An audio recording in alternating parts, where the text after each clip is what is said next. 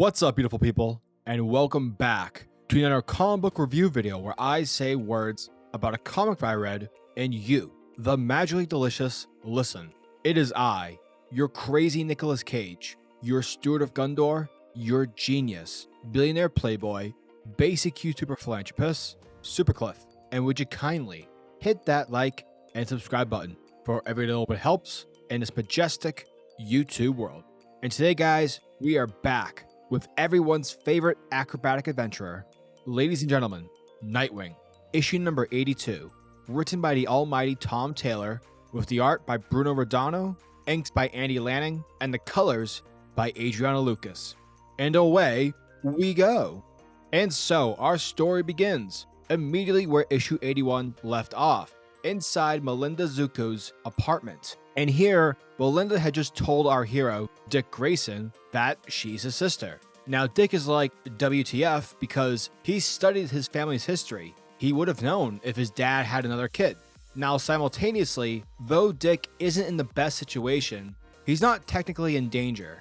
Plus, he clearly wants to understand what the heck is going on. And so once Dick gets back his mask, he tells Barbara on the other end to call off any sort of rescue attempt that's currently being made.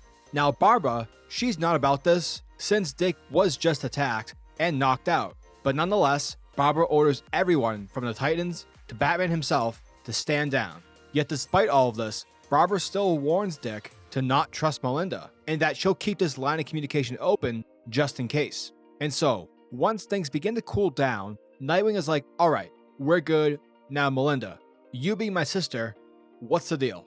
But Melinda tells Dick that it's best that he hears the story from someone else. Someone who's lived through this exact experience. And Melinda, she's talking about her mother, Melly Lynn. And as Dick is being introduced to her, Lynn is having this reaction of nostalgia. Because as she's being introduced to John and Mary Grayson's son, all Lynn can see is their faces, the Flying Grayson attributes. The kindness in Dick's eyes, reminding her of her father, and the shine within his beautiful smile of that of his mother's. Now, once Lynn begins to sit down, she starts to tell Dick the truth regarding Melinda Zucco. And thus, we get ourselves a flashback through the eyes of a younger Melly Lynn. And back when Lynn was 23 years old, she was brought and sold to Tony Zucco, and she became his wife. Now, sadly, Lynn hated Tony.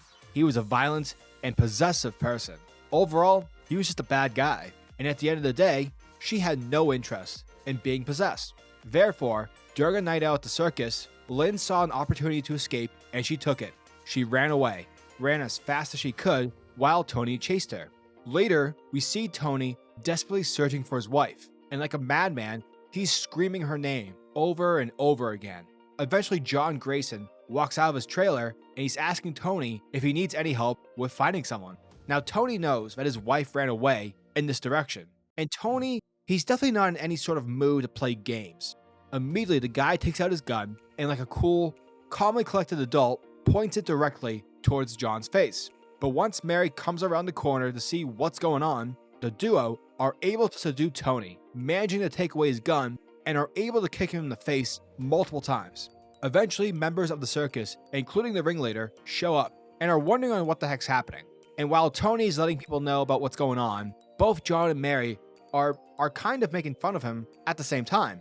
Therefore, Tony Zucco, he's feeling embarrassed. He's feeling like the biggest loser right now. Tony, a crime lord, is getting owned, both verbally and physically, by what he considers as circus freaks. It's embarrassing to him. And good, Tony sucks. He's a crap. So, by all means, throw coffee in his face. And once John and Mary inform him they have not seen his wife, the ringleader is like, okay, cool. All right, mister, time for you to leave. And once Tony leaves, we see John Grayson walk back into his trailer, letting Lynn know that she no longer needs to worry because Tony's gone, and therefore she is now free to do whatever she wants. And what she wants is John Grayson. Therefore, she joins the circus, and according to Melly Lynn, this was the happiest time of her life. Now, Lynn does make it clear to Dick that at the time of this story, Dick's parents were not together yet. So yeah, it wasn't like John Grayson had an affair with someone, banging women left and right. He was still an honest man.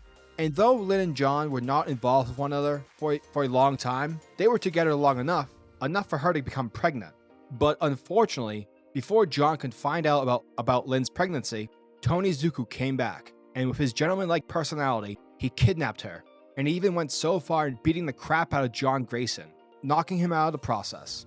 And as the years have gone by, Lynn did get word that John searched for her, but due to Tony's efforts, he made sure John could never find her again. Plus, 6 months following her capture, Melinda was born. Now, because of Tony's ego, he never suspected that Melinda wasn't his baby. Basically, he was the DC version of Robert Baratheon. But even if Tony did know, he would never admit it. Like, he's gotta watch out for his status. He's got a status to withhold. Eventually, Lynn and Melinda escaped, and Lynn took Melinda to the circus to meet John Grayson, to have Melinda meet her father. But what Lynn didn't expect was Dick Grayson. And from Lynn's perspective, she saw how happy Dick was that day, and so she felt bad if she were to reintroduce herself, and it would bring so much baggage into Dick's life. It didn't seem fair. Therefore, she left. But before Lynn could make one final effort to rekindle her relationship with John, the Flying Graysons were no more, as they were later killed by Tony Zucco. And as we return back to the present, we see Lynn crying because she feels extremely bad about what's happened. And she feels like it's her fault that John and Mary died.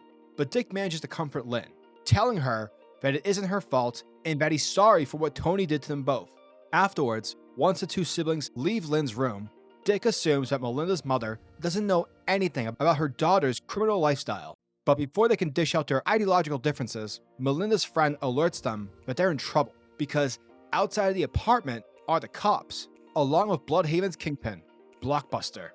And that, folks, was Nightwing, issue number 82. And yeah, this was a great issue. You know, it read fantastically. The art by Bruno Redondo continues to be incredible. The colors by Adriano Lucas are mint. And even the backstory involving Dick's half-sister was great. It makes sense and it doesn't come off forced as some brother meets long-lost evil sibling scenario. However, I am so sick of superheroes pulling the missing sibling card. It's happened so many times, it's such a cliche at this point, it's so annoying. Which sucks because it's not that it's dampening the story at all. The story is still good. It's just that this cliche, this strategy of telling a story, it's happened in so many places. And at the end of the day, like, does Dick Grayson really need a long-lost sister? Does that really matter? Is that worth it? Does Spider-Man need a sister? Does Superman need a brother? No, absolutely not. But besides that rant of mine, this was still a great issue, which is why Nightwing, issue number 82, gets an 8.5 out of 10. Giggity goo.